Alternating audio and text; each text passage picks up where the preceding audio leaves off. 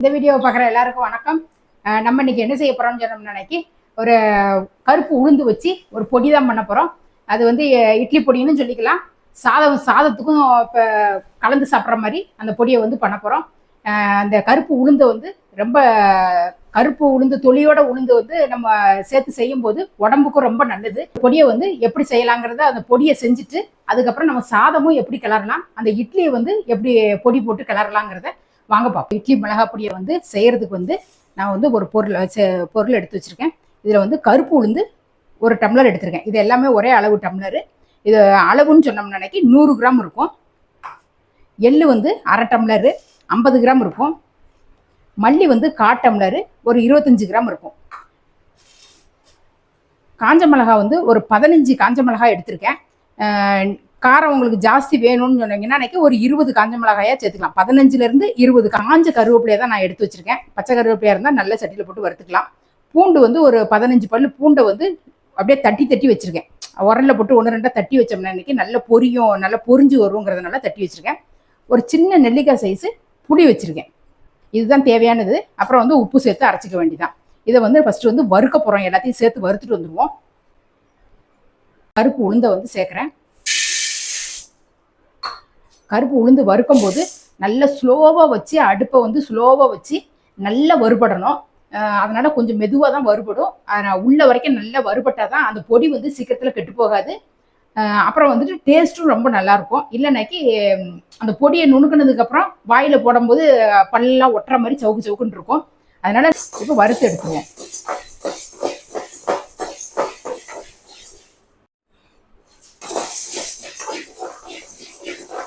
இப்போ வந்து இந்த உளுந்து வந்து நல்ல வாசனை வருது. வெளியில் வர்ற அளவுக்கு நல்ல வாசனை, உளுந்து வாசனை வருது. இப்போ இந்த டைமில் வந்து நான் மல்லியை வந்து சேர்த்துறேன். மல்லி வந்து கொஞ்சமாக இருக்கிறதுனால நான் சேர்த்துக்கிறேன். உள்ளே சேர்த்து அதோட சேர்த்து வறுத்துடலாம். தனித்தனியாக வறுக்கணுன்னா கூட வறுத்துக்கலாம். நான் வந்து ஒன்றாவே சேர்த்துக்கிறேன். சேர்த்துட்டு இப்போ மல்லியோட வாசனையும் நல்லா வறுபட்டோன்னா மல்லியோட வாசனையும் வரும். அப்போ போல் வெளியில் எடுக்கும். இப்போ மல்லியும் உளுந்தும் நல்லா வறுபட்டுட்டு அது மல்லியும் மல்லி பார்த்தா செவந்து வரும். அந்த அளவுக்கு வறுபட்ட உடனே ஒரு பிளேட்டில் கொட்டி வச்சுருவோம். எள்ளை வந்து சேர்த்துட்றேன். எள்ளை வந்து மீடியமாக அடுப்பை வந்து ரொம்ப ஓவர் ஸ்பீடு வைக்க வேண்டாம். வச்சுட்டு நீங்கள் வந்து படப்படன்னு பொரியும். எள்ளு பொரிஞ்ச உடனே ஆஃப் பண்ணிக்கலாம். பாருங்க, இந்த மாதிரி படப்படன்னு பொரியுது. அந்த பொரியிற டைமில் அடுப்பை ஸ்லோ பண்ணிடுங்க. ஸ்லோ பண்ணிவிட்டு இதை வந்து உளுந்தோடு சேர்க்காம வேற ஒரு தனியாக ஒரு பிளேட்டில் கொட்டிட்டு ஆற வச்சுருவோம். இப்போ வந்து இந்த புளியை வந்து சேர்த்துட்றேன். நான் ஃபஸ்ட்டே அந்த உளுந்து வருத்தம் இல்லையா, அப்போவுமே அந்த புளியை சேர்த்துருக்கணும். நான் தான் கொஞ்சம் மறந்துட்டேன். அந்த புளியை இதோடு சேர்க்கும்போது நல்லா வறுபட்டுருக்கும். நீங்கள் வறுக்கும்போது அந்த உளுந்து வறுக்கும் போதே அந்த புளியும் சேர்த்து போட்டுருங்க. அப்போ நல்லா வறுபடும். இந்த புளியவும் வறுத்து எடுத்துட்டேன். இதையும் அந்த பருப்போடையே சேர்த்துடலாம். இப்போ வந்து ஒரு ஸ்பூன் கிட்ட எண்ணெய் ஊற்றிடுவோம். எண்ணெய் விட்டுட்டு காஞ்ச மிளகாயை உள்ளே போட்டு ஃபஸ்ட்டு வறுத்துருவோம்.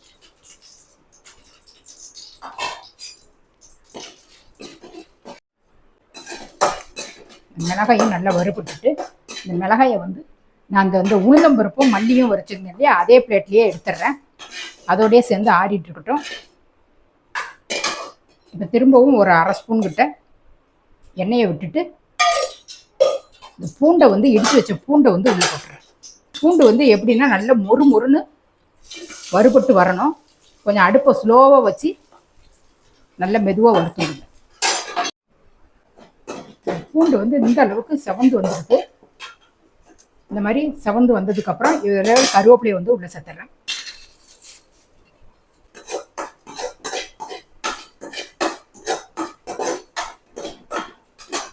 இப்போ வந்து நான் அடுப்பை ஆஃப் பண்ணிடுறேன்.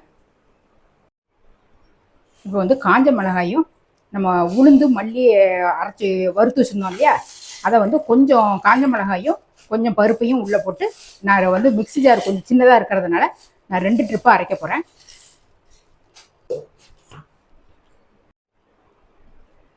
இப்போ நான் வந்து ஒரு ட்ரிப்பு அரைச்சி உள்ளே இப்போ ஒரு பிளேட்டில் வந்து அகலமான பிளேட்டில் வந்து கொட்டி வச்சுக்கோங்க. மிக்ஸ் பண்ணுறதுக்கு நல்லா வசதியாக இருக்கும்.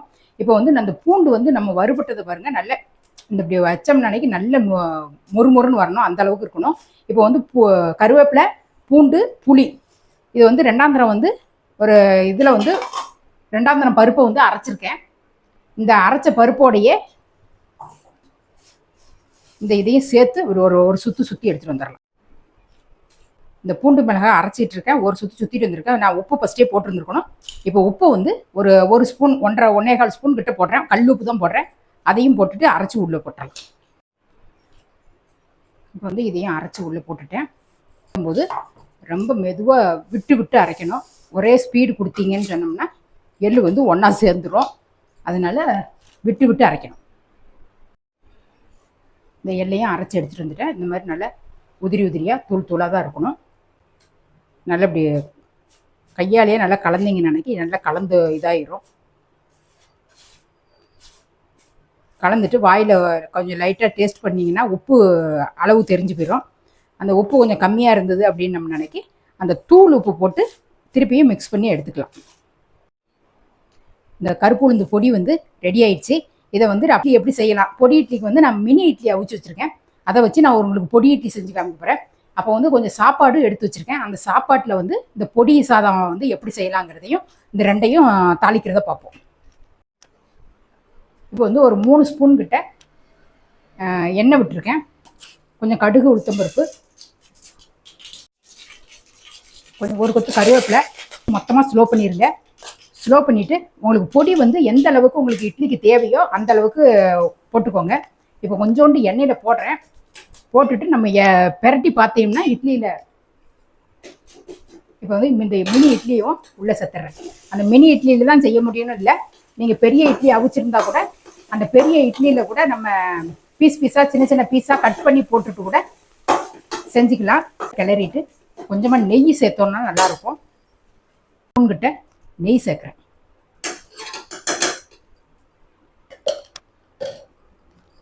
நெய்யை சேர்த்துட்டு அதையும் நல்லா கிளறி விட்டுருவோம். கொஞ்சமாக லாஸ்ட்டில் கொத்தமல்லியை தூவிட்டு அந்த பொடி இட்லி வந்து ரெடி ஆயிடுச்சு. இப்போ நான் அடுப்பை ஆஃப் பண்ணிடுறேன். பொடி இட்லி ரெடி. 3 ஸ்பூன் கிட்ட எண்ணெய் விட்டுருக்கேன். அந்த எண்ணெய் இப்போ வந்து நான் சாதம் கிளறதுக்கு பொடி சாதம் கிளறதுக்கு போடுறேன். 1 ஸ்பூன் கடுகு, உளுந்து 2 சேர்ந்து வச்சுருக்கேன், போட்டிருக்கேன். ஒரு கொத்து கருவேப்பிலை, ஒரு சின்ன ஒரு மீடியம் சைஸ் வெங்காயம், ஒரே ஒரு வெங்காயத்தை எடுத்துருக்கேன், அதையும் உள்ளே சேர்த்துட்றேன். வெங்காயம் வந்து நல்லா கண்ணாடி பதத்துக்கு நல்லா வதங்கி வரட்டும். ஒரு தக்காளி எடுத்து வச்சுருக்கேன், அதையும் உள்ளே சேர்த்துட்றேன். சேர்த்துட்டு நம்ம ஏற்கனவே நம்ம பொடியில் வந்து உப்பு போட்டுட்டோம். இப்போ வந்து நான் இந்த தக்காளிக்கும் வெங்காயத்துக்கும் கொஞ்சமாக லைட்டாக உப்பு போட்டோம்னு தக்காளியும் வதங்கி வந்துடும். உள்ள சேர்த்துறேன். ஒரு 1/4 டீஸ்பூன் இருக்கும். இந்த தக்காளி வந்து நல்லா மசிஞ்சு வரட்டும். இப்போ தக்காளி வந்து நல்லா குழைவா 2 தரையாக நல்லா கிளறி விட்டுக்கிட்டே இருந்தேன். நல்லா குழஞ்சி வந்துருச்சு. இப்போ வந்து பொடியை வந்து உங்களுக்கு தேவையானது, அதாவது காரத்துக்கு தகுந்த மாதிரி, ஒருத்தங்களுக்கு நிறைய போட்டால் பிடிக்கும், ஒருத்தங்களுக்கு கம்மியாக போட்டால் பிடிக்கும். அதுக்கு தகுந்த மாதிரி பொடி வந்து சேர்த்துக்கோங்க. நான் வந்து ஒரு டேபிள் ஸ்பூன் அளவுக்கு சேர்க்குறேன். நான் சாப்பாடு வந்து ஒரு லஞ்ச் பாக்ஸ் கிளற அளவுக்கு தான் சாப்பாடு வந்து நான் வச்சுருக்கேன். இது போட்டுட்டு நான் சாதம் வந்து நம்ம சாப்பாடு எப்போதும் வடிக்கிற புழுங்கல் அரிசி தான். அந்த புழுங்கல் அரிசியை நல்லா உப்பு போட்டு தான் வடித்து வச்சுருக்கேன். அதனால் உள்ளே சேர்த்துட்றேன். நீங்கள் உப்பு போட்டு வடிக்கலை அப்படின்னோம்னா இந்த டைமில் கொஞ்சோண்டு உப்பு சேர்த்துக்கோங்க. இப்போ வந்து இதை வந்து நல்லா கலந்து விட்டுறலாம். தேவைப்பட்டால் நம்ம கலந்து பார்த்துட்டு தேவைப்பட்டால் பொடி வேணால் இன்னும் கொஞ்சம் கூட சேர்த்துக்கலாம். நம்ம வந்து வெறும் பொடி போட்டு நம்ம கிளறணும் அப்படின்னு சொன்னோம்னா அந்த சாதம் வந்து நம்ம மத்தியானம் லஞ்சுக்கெலாம் கொடுத்து விட்டோம் அப்படின்னு நம்ம அந்த ஒரு மாதிரி விரைச்சிட்டு இருக்கும். வாயில் சாப்பிடும் போதே தொண்டையில் விற்கும், அந்த அளவுக்கு இருக்கும். இது வெங்காயமும் தக்காளியும் கொஞ்சம் சேர்த்து செஞ்சீங்க அப்படின்னு சொன்னோம்னா இந்த பொடியோட வாசனையோட நல்லாவும் இருக்கும். கொஞ்சமாக கொத்தமல்லி தூவிட்டு ஒரு கிளறி விட்டுட்டு ஆயிட்டு இப்போ அடுப்பை நான் ஆஃப் பண்ணிடுறேன். வந்து இன்னைக்கு வந்து ஒரு பொடி செஞ்சு பொடி இட்லியும் செஞ்சாச்சு, அதில் வந்து சாதமும் கிளறியாச்சு. இது வந்து தோசைக்கும் நம்ம நல்லெண்ணெய் ஊற்றி தொட்டு சாப்பிட்டுக்கலாம். செய்யும் போது நான் இன்னைக்கு வந்து தேங்காய் சேர்க்காம செஞ்சுருக்கேன். இன்னொரு டைப் வந்து தேங்காயும் இன்னும் கூட கொஞ்சம் சேர்த்துட்டு செஞ்சோம்னா அன்னைக்கு இதுவும் நல்லாயிருக்கும். ஒரு டைம் இப்படி செஞ்சு பாருங்க, ஒரு நாளைக்கு தேங்காய் சேர்த்து செஞ்சு பாருங்க.